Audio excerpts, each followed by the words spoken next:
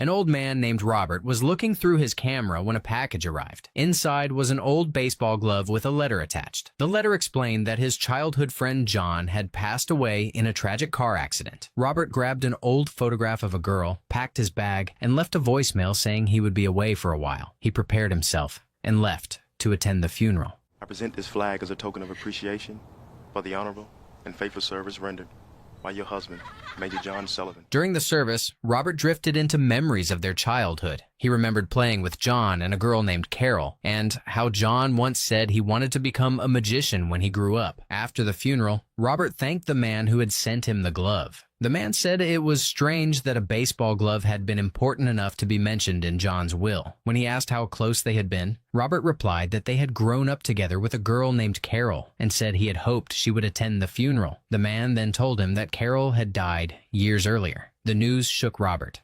You didn't hear about Carol? No. I'm afraid she's dead. After composing himself, Robert drove back to the neighborhood they had grown up in. He walked down the street where the three of them had once lived. All these years seem just like a blink.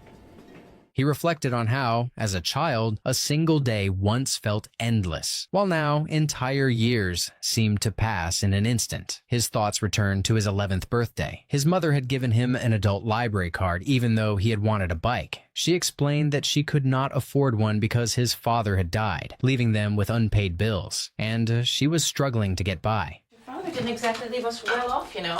As they were leaving the building that day, they saw a man moving into the apartment upstairs, carrying his belongings in paper bags. Robert's mother disliked him immediately, but Robert was polite. The man introduced himself as Ted Bradigan. They exchanged quick greetings and left because his mother was running late. I hope you like it here. Bobby! Thank you, Robert. Later, Robert met Carol, who gave him a birthday card. When she asked if he had received the bike he wanted, Robert said no and explained that his mother could not afford it. Carol pointed out that his mother always seemed able to buy new clothes for herself, but could not buy him his dream bike. The two of them then went to John's house. No big deal. Mom can't afford it. She buys her new dresses, though.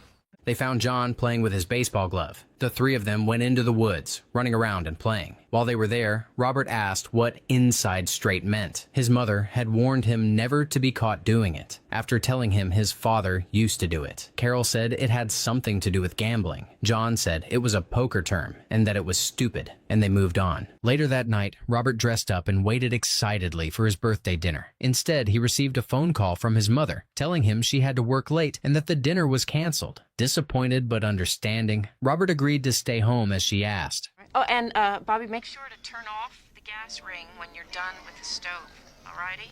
I know. He went outside and ran into Ted. When Ted asked if he was going out for his birthday dinner, Robert explained that his mother was working late. Ted assumed he must have received many presents, but Robert showed him the library card his mother had given him. You know why she picked it? Because it was free. Ted said it was a great gift and told him he could read many good books with it, but Robert disagreed, saying his mother only chose it because it was free. He added that he would still use it when he had time. Ted then asked about the neighborhood, and Robert explained that he had moved there after his father passed away and that it was quiet. Ted said he might be able to give him a job one day, one that could help him buy the bike he wanted. Robert was excited at first, then asked how Ted knew what he wanted for his birthday. Ted said that all kids want bikes and walked away. How'd you know I wanted a bike? All kids want bikes. Robert later went to the bike store and looked closely at the bike he hoped to buy someday. He told his mother it was an amazing bike, and she gently reminded him that he would need to save his pennies if he wanted it. It's a Phantom, 26-incher, real swell. Robert then went to Ted's place, where Ted greeted him warmly. Robert said he had started reading the book Ted had recommended. When Ted asked how it was, Robert said it was better than the one he had read before. Hey, I did like you said. Ah. I gave him a couple of hours. Ted offered Robert a job for $1 a week. He explained that Robert's task would be to read the newspaper to him, since he was getting older and found reading difficult. Well, the truth is, my eyes are beginning to fail me, and if you will read me the... Robert agreed, but asked what the real job was, since $1 a week seemed like too much money just to read the newspaper. Ted hesitated, then told him the truth. Robert would also need to keep an eye out for dangerous people in the neighborhood and tell Ted whenever he saw someone suspicious. And what they want is me, back under their control. Robert asked what those people looked like. Ted said Robert would be able to tell by the way they carried themselves. He said they often drove flashy cars and wore dark clothes with dark hats. But you can recognize them by the cars they drive. Loud and flashy. Robert asked why those people were after Ted, wondering if Ted was a bad man or if they were police or agents. Ted reassured him, saying he had never been a bad man and had never done anything wrong. He said those people were the bad ones. They leave strange signs in code.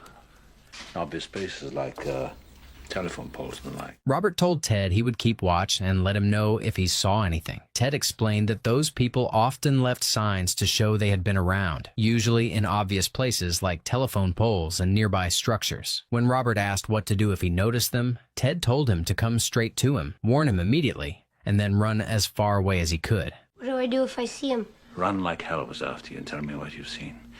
Robert's mother went upstairs looking for him, and Robert explained that Ted had given him a job reading the newspaper. His mother grew suspicious, sensing there was more to it, and warned Robert to be careful around Ted. She asked Ted a few questions about his past, then returned home with Robert. Once inside, she told Robert plainly that she did not trust the man and wanted him to stay cautious. Something doesn't make sense to me. What? Robert grew upset and said she never wanted him to get the bike. His mother hesitated, then finally agreed, but only on the condition that the reading be done outside on the porch. Robert immediately brightened with excitement. Okay. Later, Robert returned from playing with his friends and began reading the newspaper to Ted on the porch. Ted noticed Carol walking down the street and casually asked Robert if he had ever kissed her. Robert reacted with disgust at the idea. Ted smiled and told him that one day he would kiss her, and that it would become the kiss by which he would judge all the others in his life. Later, Robert, Carol, and John went to the lake, where they swam, played, and laughed together, enjoying the simple freedom of the afternoon. Robert read the newspaper to Ted again the next day, sitting beside him as usual. As they talked casually about sports, Robert mentioned a football game his father had attended long ago. Ted surprised him by saying he had been at that same game. Robert felt a rush of excitement at the idea that his father and Ted had once shared the same moment, even if they had never known each other then. Yeah. You and my dad were at the same place. Ted continued by telling him about a famous player named Nagurski, who had been his father's hero. He described a dramatic game in which Nagurski saved his team from certain defeat. Robert listened closely, his eyes wide, hanging on every word. Ted even described how Robert's father had reacted in the crowd, cheering loudly as Nagurski's play changed the outcome and spared the team and its fans from losing. If you just could score for us, we could win. We could be champions again. When Robert's mother called him inside, he lingered for a moment. Before leaving, he asked Ted if he would move away if the bad men ever showed up. Ted paused, then quietly admitted that he would have to leave, because it would no longer be safe for him to stay. Robert walked away slowly, saddened by the thought. Yeah, it wouldn't be safe for me, kiddo. Later, Robert's mother asked him where Ted was from. Robert repeated what Ted had told him, that he came from a place not as nice as their neighborhood. She hesitated, clearly weighing something more serious, as if she wanted to ask whether Ted had ever acted inappropriately. In the end, she pushed the thought aside and told Robert to let her know immediately if anything like that ever happened. Does he... What? Robert and Carol later played together in the woods, enjoying the quiet and freedom away from adults. When Robert's mother left for work, he asked her for money so he could go to the weekend fair with Carol and her mother. She refused and told him to use the money he was earning himself, then left without another word. Honey, aren't you earning your own money now? Yeah, but that's for the bike. Robert decided to invite Ted to the fair. When he arrived at Ted's place, he found him lying unconscious. Ted began muttering strange words Robert could not understand. Panicked, Robert started crying, convinced Ted was dying, and wrapped his arms around him. Moments later, Ted regained consciousness. Oh my God. What just happened? Ted gently told Robert that if this ever happened again, he should leave him alone and not try to help. Robert agreed. He still invited Ted to the fair, but Ted said it was better if he did not go. As Robert was about to leave, he sensed Ted was searching for his cigarettes and quietly told him where they were, without turning around. Thanks, kiddo. What's so funny? Robert went to the fair with his friends, and they spent the day playing games and enjoying the noise and excitement. Eventually, they gathered around a man performing card tricks. Carol's mother tried her luck and lost twice. John insisted he could win, but he lost as well. Robert, however, watched carefully and chose the correct card. The one on the right. No. It's the one on the left, right there. That's my baby right there. The magician asked Robert to play again. Robert hesitated, saying his mother did not like him gambling. But after everyone encouraged him, he placed another bet and won again. The magician urged him to double his money and try once more. Robert agreed, watched the man's eye movements, and won again. Everyone stood amazed. Robert collected his winnings, and they walked away together, buzzing with excitement. Now beat it, kid. Robert and Carol rode the Ferris wheel together, sitting side by side as it carried them upward. When the ride suddenly stopped, Carol became frightened and gripped the seat. Robert tried to calm her, leaned closer, and kissed her. Confused, Carol asked what he was doing, and Robert awkwardly said he thought she wanted it. She gently told him she was not ready. Then, after a brief pause, softly asked him to do it again. Robert hesitated, nervous and unsure, then leaned in and kissed her once more. They held each other quietly, and Robert told her this would be the kiss by which all the others in their lives would be judged. The next day, the children played on the lawn while Ted sat nearby, listening to their voices and laughter. John proudly told Robert he had gotten a new baseball glove. When Robert asked what happened to the old one, John joked that he would leave it to him in his will and handed it to Ted for safekeeping. Ted watched Carol for a moment and said these days would be the best days of their lives before they grew up and had their hearts broken. Then we grow up, and our hearts break in two.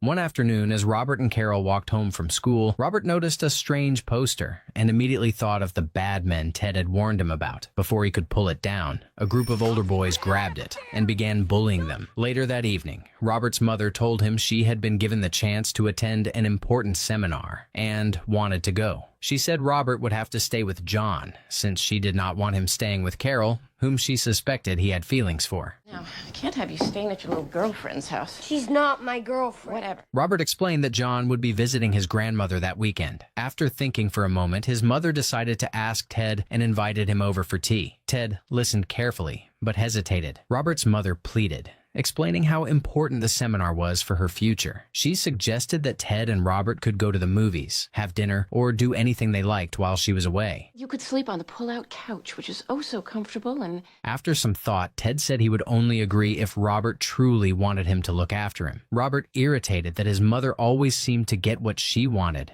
to refuse. She pressed him again, explaining that the seminar could lead to a raise and finally allow her to afford the things he wanted. Reluctantly, Robert agreed, and his mother excitedly dressed up for the trip. Later that day, Robert noticed a strange car parked outside. When he went to read the newspaper to Ted, Ted admitted he felt the bad men were getting closer. Wanting Ted to stay, Robert lied and said he had not seen anything suspicious. On his way home, Robert passed the bike store and saw John there with his family, clearly planning to buy the bike Robert had always dreamed of. Carol noticed right away and cleverly convinced John to choose a different bike, quietly saving Robert's dream. As the children walked down the street afterward, the older boys confronted them again. One of them made a crude comment about Carol. Robert wanted to fight back, but another boy held him in place. Suddenly, Ted appeared and calmly addressed the group, calling each boy by name. Their leader was stunned and asked how Ted knew who he was. Ted ordered him to apologize to Carol. You're going to apologize to Carol and Bobby. I don't think so. When the boy refused, Ted revealed a humiliating secret about him, exposing something he desperately wanted to keep hidden. Fearful of being exposed, the boy apologized immediately. Ted then walked away with Robert and Carol, leaving the bullies silent behind them. What'd the old guy say? Yeah, what do you say? Later, Robert watched John leave on his trip with his father and felt a sharp sting of jealousy as he stood there watching them go. Not long after, he realized that the strange men he had noticed earlier were the same men taking his mother to her seminar. Fear settled deep inside him, but he said nothing and quietly watched as she left. Unable to keep it to himself, he shared his worries with Ted, who admitted that he was worried too, not only for Robert's mother, but for everyone involved. I'm worried for us all. Ted took Robert to the movies that evening, and on the walk back, Robert noticed adults kissing in the street and reacted with open surprise. Ted then brought him to a nearby club to briefly see a friend. telling Robert to wait outside until he returned. While Robert waited, a woman approached him and said he looked familiar. She quickly realized he was his father's son and spoke warmly about him, describing his kindness, generosity, and natural charm. He's just like me. Yeah, he was a good customer. She told Robert that his father had been a skilled gambler who was well liked by many people, and she handed him an old photograph, calling his father handsome. She added that Robert would grow up to be a fine gentleman one day. When she asked if Robert had a girlfriend, he told her about Carol, which made her laugh. You got a girlfriend? Her name's Carol. She's a real hotsy-totsy. When Ted came back, Robert told him everything the woman had said. For the first time, Robert truly understood that his father was not the man his mother had described, but someone admired and loved by many. Ted quietly agreed, and the two of them walked away together, carrying truths that felt heavier than anything Robert had known before. Yeah? And he didn't lose all our money, and he was generous, and he was funny, and people liked him. Good. On the way home, Robert and Ted talked about boxing. Suddenly, the bad men Ted had warned him about drove past them. Ted immediately told Robert to close his eyes and think of something good. Robert obeyed and focused on Carol, holding the thought tightly in his mind. The men passed without stopping. That night, as Ted tucked Robert into bed, Robert spoke again about his father, and Ted gently reassured him that his father had been a good man. Later, they sat together watching television, and when Ted won a $2,000 bet, Robert stared at him in complete amazement. Wow. You just won $2,000. Later that night, Robert received a phone call from his mother. She greeted him warmly and reminded him to be a good boy. Moments later, the man who had taken her on the trip appeared and forced himself on her. She struggled and tried to fight back, but he was stronger and overpowered her. After the call ended, Robert asked Ted if the money he had won was meant for traveling. Ted admitted that it was. Robert then confessed that he had lied about not seeing the signs earlier, and Ted told him he already knew. When Robert asked when he was leaving, Ted said he would go the next night, just as Robert's mother returned home. When will you leave? Tomorrow night when your mother gets back. Robert hugged him tightly and cried, saying he did not want him to leave. Ted told him it was for the best. When Robert asked if they would ever see each other again, Ted quietly said they would not. The next day, Robert read the newspaper to Ted one final time as Ted prepared himself to leave. Robert asked if Ted knew everything, and Ted explained that when he touched people, he opened a window into their minds. He could see and understand certain things that others could not. Some people saw it as a gift, but to Ted, it had always felt like a burden. Some think of it as a gift, but to me it's always been a burden. What I see has a value for some. Ted then asked Robert to bring Carol so he could say goodbye to her. Robert went out to find her and stopped by her house, only to realize she was sitting by the river reading a book. As he made his way there, he noticed many missing pet posters along the street and quietly pulled them down as he passed. In the woods, one of the older bullies found Carol and attacked her. When Robert finally discovered her, she was badly hurt and crying on the ground. He knelt beside her, doing his best to comfort her, then carefully lifted her onto his back and carried her all the way home. Once they arrived, he urgently begged Ted to help her. Ted gently took Carol from Robert and carried her inside, moving with calm and care. Now listen, Carol. I've got to look at your shoulder. You understand? Don't want to hurt you. You can be fine. Carol cried out in pain, insisting that her arm was broken. Ted calmly examined it and assured her it was only dislocated and that he could fix it. He handed her Robert's belt and told her to bite down on it, then asked her to breathe slowly and close her eyes. With steady hands, he set her arm back into place. The pain quickly faded, and Carol said she could no longer feel it.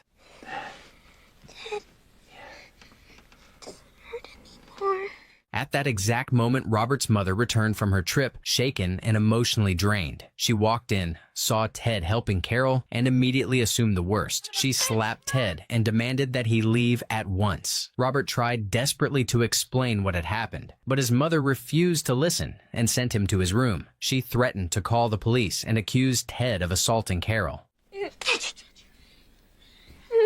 Ted quietly asked if she also planned to tell them what had really happened to her on the trip. Shocked, she froze, realizing no one should have known. Ted told her that her son was growing up while her attention had been elsewhere. As Ted left the house, Robert warned him to be careful. Ted replied that he was going to get some food at the diner before leaving town. Then he would go and get his money from the corner pocket. I guess. Pick up my winnings later. Later that night, Robert woke up and overheard his mother giving away Ted's location in exchange for the reward money. Without stopping to think, Robert snuck out of the house, determined to reach Ted and warn him before it was too late. Robert found Ted at the diner and told him everything. Ted admitted that he had always known Robert's mother disliked him, but he never imagined she would betray him like this. Robert suggested that Ted write a note to the corner pocket so Robert could collect the money for him. Ted hesitated for a moment, then agreed and wrote the note. Robert left and called the bad men to tell them that Ted had already gone. Realizing Robert was lying, the man called him by name and ordered him to go home. Stay out of this, kid. Brought against our business. Go home, puppy.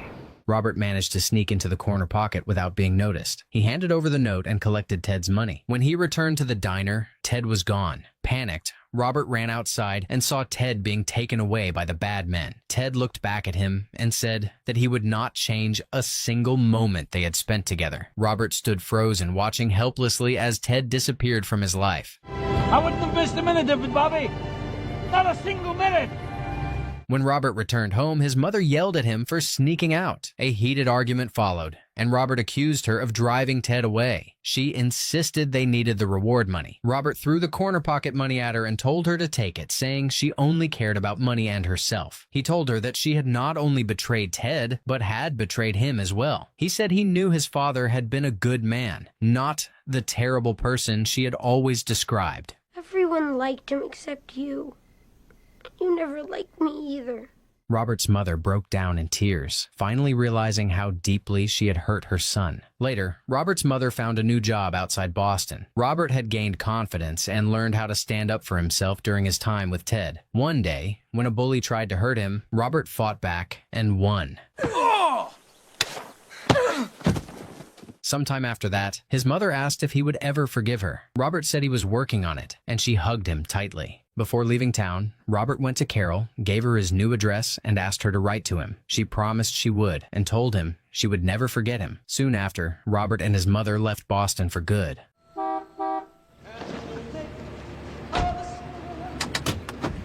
Well, time and tide wait for no man. Older Robert returned from his memory. A teenage girl approached him and warned him that he was not supposed to be there. He told her he had lived there as a child. Recognizing the way she spoke, he asked who her mother was and learned she was Carol's daughter. She told him Carol had died years earlier. My mom's dead. She died years ago. When Robert mentioned that he and Carol had lost touch, the girl asked if he was the boy from the Ferris wheel. Robert nodded. She said her mother had told her about him. Robert took out a photograph of Carol as a child and gave it to her, telling her she could keep it. He introduced himself and learned her name was Molly. He told her that her mother had the heart of a lion. Without another word, Molly walked away holding the photograph. Robert never stopped thinking about Ted, even though he never saw him again. That summer remained the best time of his childhood. Even though he never gained Ted's gift, Robert believed Ted had given him something far greater. He had opened his eyes and taught him how to see the future. Robert knew he would not change a single minute of it.